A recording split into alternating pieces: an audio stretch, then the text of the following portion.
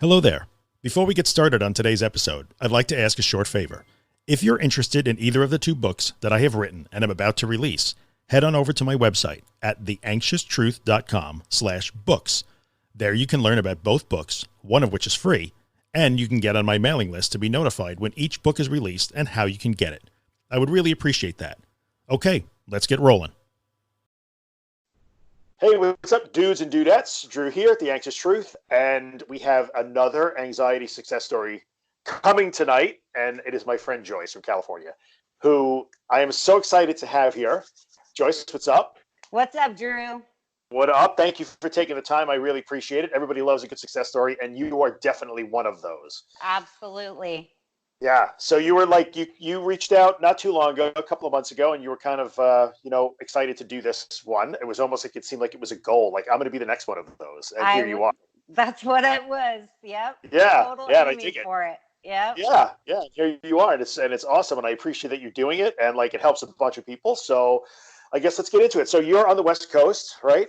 Yes, sir. Rainy day here today in California.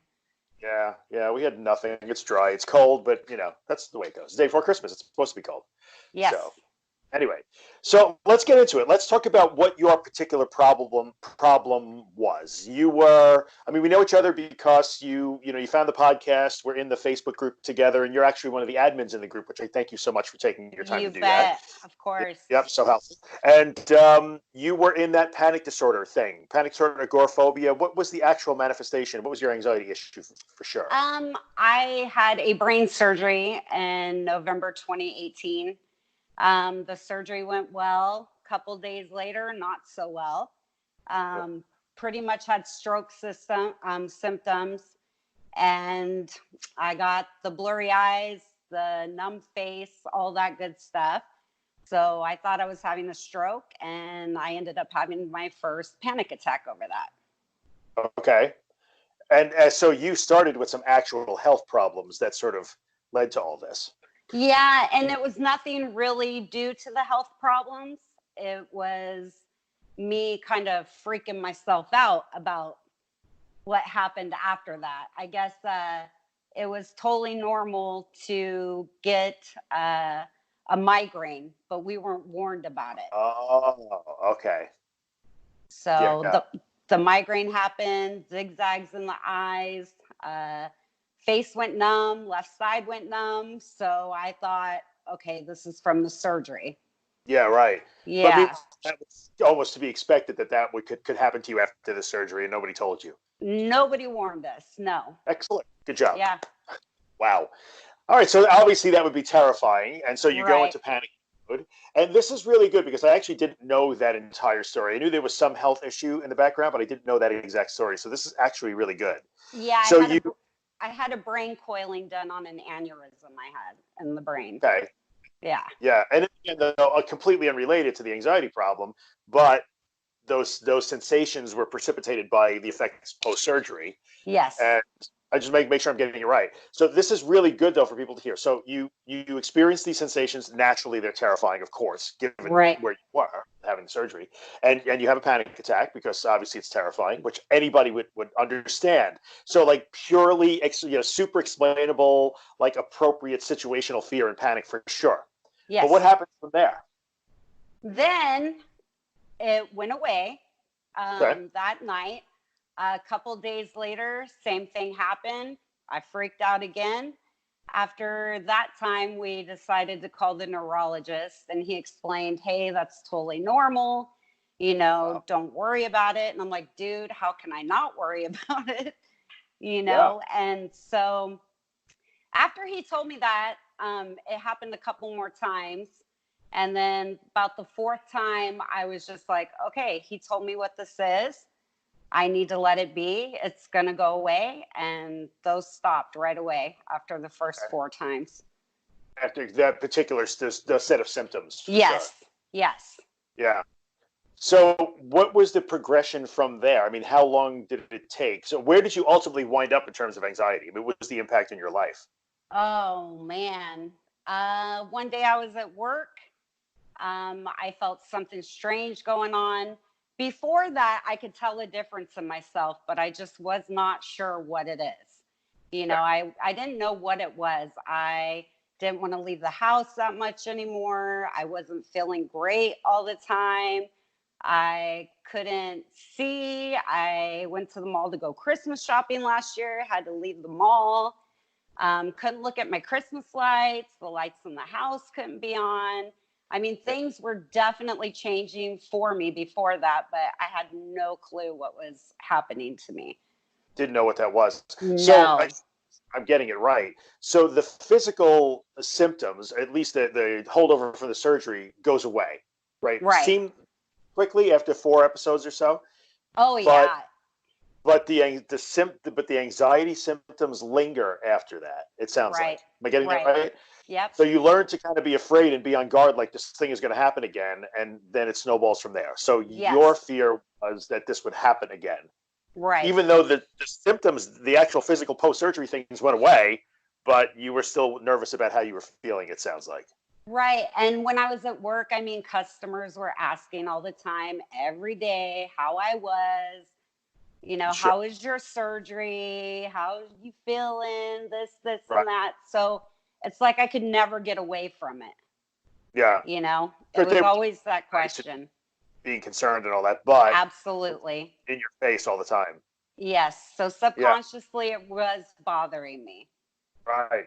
So how long a time was it where things, those first 4 episodes, and then things start to snowball where you don't want to leave the house so much and you don't want the lights on and you're constantly scanning for how you're feeling? And the surgery was November, December, I could feel the change. And then January 16th, I will never forget. January 16th? I was at work taking an order and somebody asked me how I was, and I pretty much dropped my book. I left my job. I got my car. I don't remember the ride home.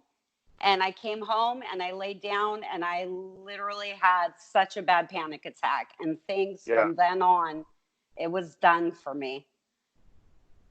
So explain done, like how did it, I'm guessing the snowball starts rolling down the hill. Oh, yeah. 2 days later, I went to see my GP. She gave me a prescription for Xanax and to calm me down some. And then that was a Friday. And the next day on Saturday, I woke up and I looked in the mirror and I couldn't even look at myself. I was afraid of my own face. Yeah. And so from Saturday to there, I came out, excuse me.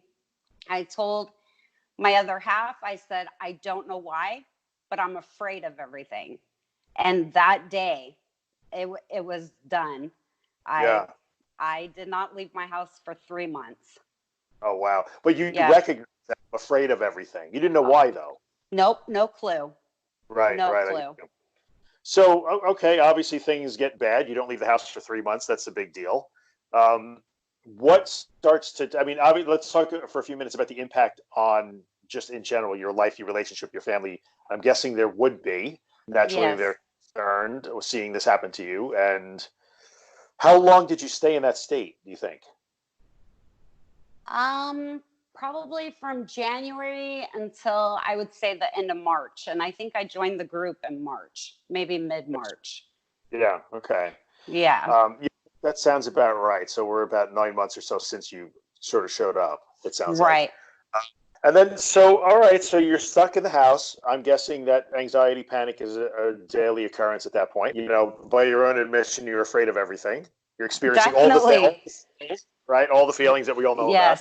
And so what starts to change? How do things start to change? Because the progress you made over this past summer, it started to become apparent over the summer that you were out and starting to make a huge change. So what was it? So for the first 3 months, I pretty much sat on my couch. I had no safe place. I didn't feel safe anywhere. I sat in the corner of my couch and I waited for 9 hours until somebody got home.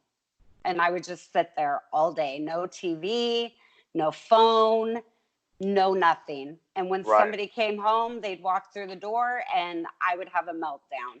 And I would just fall into their arms, bawling my eyes out, saying how scared I was. It's heartbreaking. Yeah, it was pretty bad. So you had no distraction or anything. You couldn't really tolerate it. No phone, no No, TV, no nothing like that I to try and could get you not to go. do nothing but sit in that corner and shake all day. Even if it's ridiculous. Because even if my dogs looked at me, they say dogs know when something's going to happen. Right, right. My Oh, dogs would look at me and I'd be like, what are you looking at? I was like, yeah, yeah. something's going to happen to me today. It was, ah, It's amazing knowing knowing the Joyce I know now. right. I can't even imagine that was you, which is True. amazing. I can look back today and I don't even know who that person was. It Sure. just seems like a dream to me. It's unbelievable that happened to me because I've always been very confident. I've always been in control. I've been the one to take care of everybody. So when I became that weak, I was very hard on myself, you Sure. know? Sure. So, yeah. So I think okay, so then things start to change. You spend 3 months in this state. You're sitting on the sofa all day long. You're kind of a mess. What starts to be different? What changes start to happen? Well, I pretty much every day was begging for death. And I would find myself on the floor, beating the crap out of my floor or on my couch or in Mm-hmm. my bed. And I was just so mad. And I just kept screaming, this is just so stupid. I can't do this anymore. I don't want to be here. I begged it's very emotional for me now Yeah. because that wasn't me at all, Right. and I just didn't want to do it. And I had nowhere to turn. My family is very supportive, but we still didn't understand what was going on, Yeah. the depths of everything that was going on. So I actually started with some other different videos, but I was like, this is too much work for me. I want something that I can do now for myself. Right. I was like, if I'm not going to die, I'm not going to live like this either. So I need to do something. And Right. then I found your group and your Mm-hmm. videos and started watching them. And then I tried to listen to Claire Weeks, but I couldn't do it. She scared me. I don't know why. That's interesting. Let's talk about that for just a second. All What right. about you don't know but you couldn't listen to her because I've heard a few people say that. So Right. I want to explore that with you because you're saying it now. What do you mean she scared you? Did it just freak you out to hear her talk about the symptoms and things like that? Yeah, it was like everything it was in my face now. I was having to accept what was really going on. And Right. so I had to turn her off. And actually, what got me through it was yours and Holly's videos on her book. Okay. So I started listening to you guys, and I felt much more comfortable listening to you two go through every chapter than actually Right. listening to the book itself. Interesting. Okay. Well, I guess we weren't enumerating symptom after symptom and that sort of thing like she was. Right. And you were kind of discussing it more and explaining what was going on, Yeah. more in depth. I think hers was more like doctor wise, and I was Yeah. afraid of doctors at that point. Which So, I can understand. Sure. right. Yeah. Okay. So what do you start to do differently? So you're listening to videos and learning, and what starts to happen? What do you start to do differently? I start to understand what's happening. Mhm. Everything, I started studying what was happening to me. Um, and then when I learned to just sit with it, let it happen, I started to do that, which of course I was white knuckling at first, you Everybody know, does. yeah. But Yeah.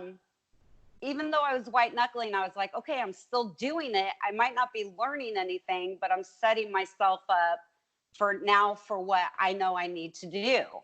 Yeah. So my very first step was actually taking a walk down my front porch. And because I would not go down the front porch at all or out Yeah. front Sure. at all. Okay.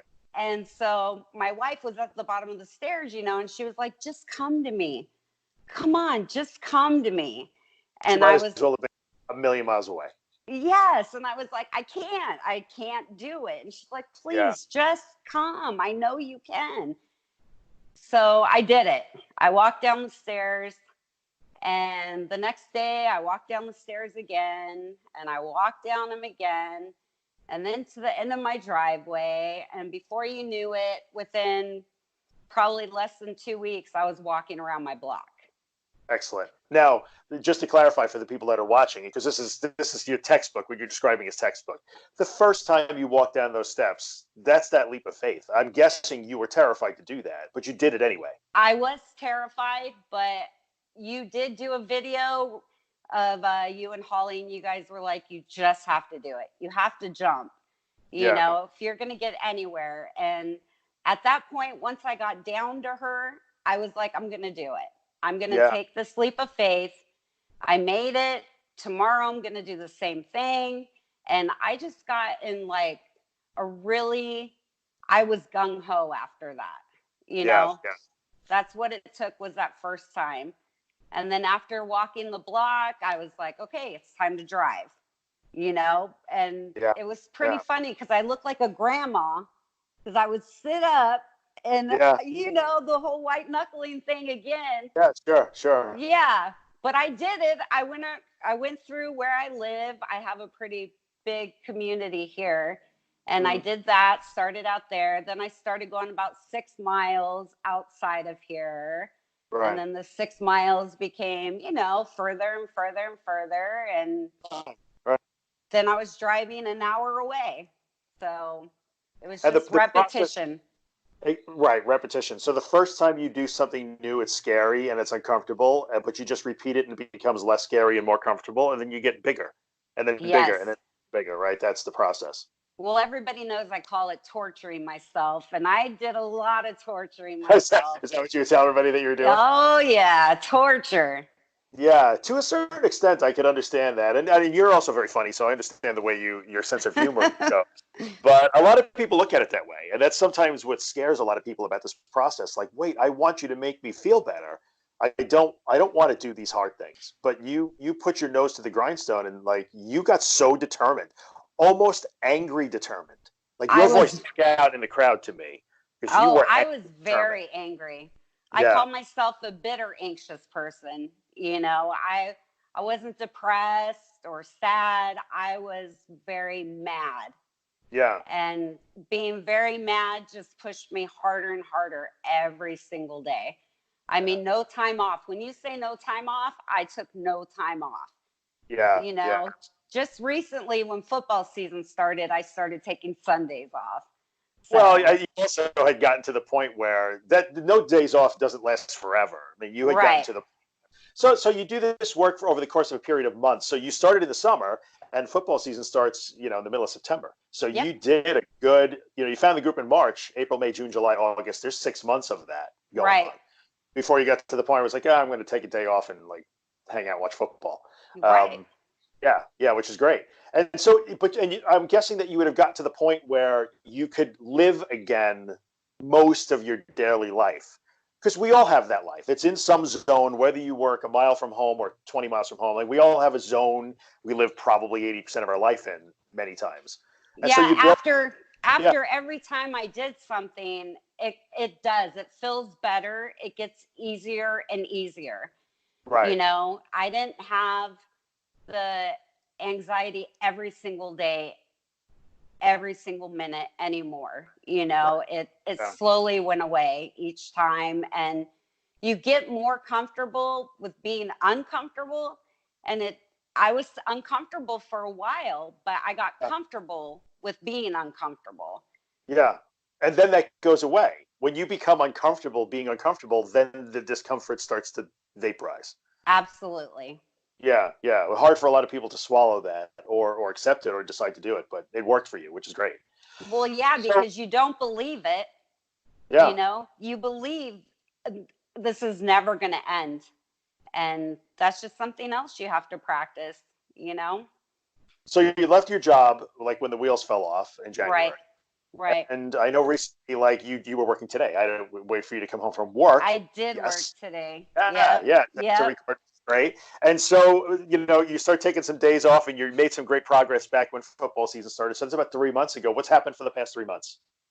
Oh, I do absolutely everything. I mean, there's nothing I don't do now. Yeah. And I do even more now. Like, I find myself, even if I fear something, I'm going to Yeah. do it. And it makes me want to do it even more to prove to myself that I can do it. Yeah. I'm not afraid of anything anymore. You know what I mean? So Yeah. it's a Yeah. great feeling. Well, I'll tell you that later. But anyway, I think what's cool is that, and then recently you decided to go back to work, Yes. right? That was in the past month or so. And It's only been like 2 weeks. I okay, started a couple weeks ago. Yeah. yeah, and there was still some apprehension. I remember you weren't 100% sure about that, but how's that working out so far? Oh my gosh, it's awesome. And I just love being around everybody again. And Yeah. I took a step down. So it's not as stressful. And starting off, I already find myself trying to run the place. And I'm trying to, I'm, You don't say. nah, and I'm trying to take a step back and not be like that anymore. Okay. Just to relax and chill and work and do my job and not be in control anymore, because I had a really big problem with being in control. So Yeah. So let me throw something out here because I think you could probably relate to this. So many people just like they hope and pray to get the old you back. Like I just want the old me back. And in the right, end, you got the old Joyce. I don't want to say old Joyce because that's not right. But you got the old Joyce back. But now you just said something like, "Well, I decided not to be exactly like that. Step right, back, be chill a little, yep. enjoy my life a little more." So I often find that you get the old you and an augmented version, like a better version of the old you. Are you Oh finding my, that to be true? yes, absolutely, absolutely. I find myself, I was very restricted at times before, where I didn't want to do certain things, or I'd be like, oh my god, that's so stupid and I don't want to do it. But now I want to do everything. I want to experience everything there is to experience. I love it. So, yes, I'm a That's new, so improved me for the new sure. and improved. Old Joyce Yes, is back. New improvements. It's great. So exactly. And my yeah, family says the same thing. They're like, "God, you just want to do so much more." And, I used to come home from work and just sit on my couch, watch TV. I'd be done because I'd be tired from work. But now I'm ready to go all the time now, for sure.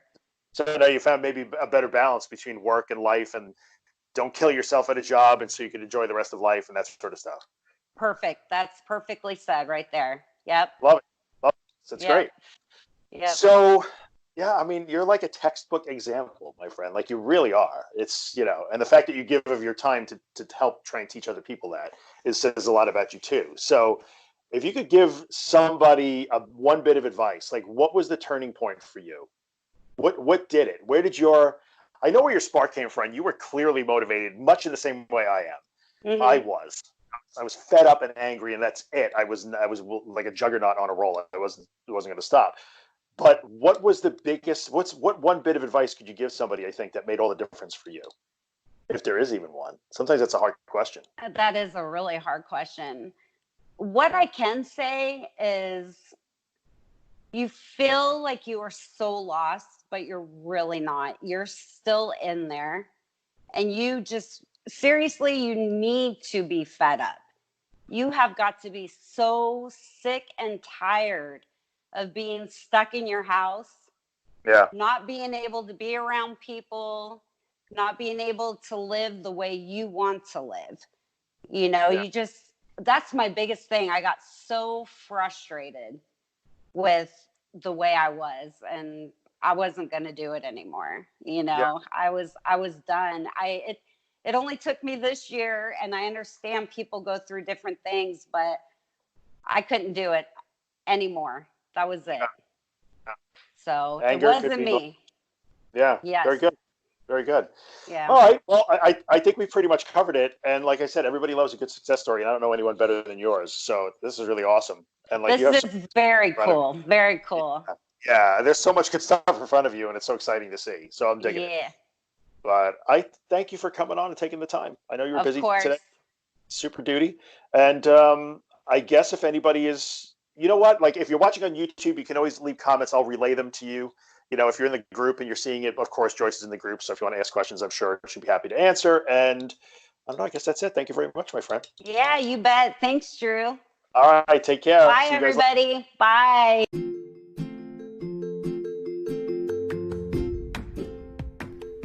Hey, what's up, guys? Drew here. In the 5 years that I've done the podcast, I've never had a sponsor. But now it's time for me to put in a little plug for the day job, the business that I own. And that business is managed WordPress hosting. So if you have a website and it runs WordPress, and you'd like WordPress hosting that makes WordPress faster, more secure, and way easier than you ever imagined it would be, then check out Helix. You can find us online at iamhelix.com. That's IAMHELIX.com. We took a long time to build Helix. I'm super proud of it. It works spectacularly. We take really good care of our customers, and I promise we would take really good care of you too. So if you're in the market for WordPress hosting that will blow your mind, check out Helix. I would appreciate the consideration. I thank you for coming by and listening, and I'll see you the next time.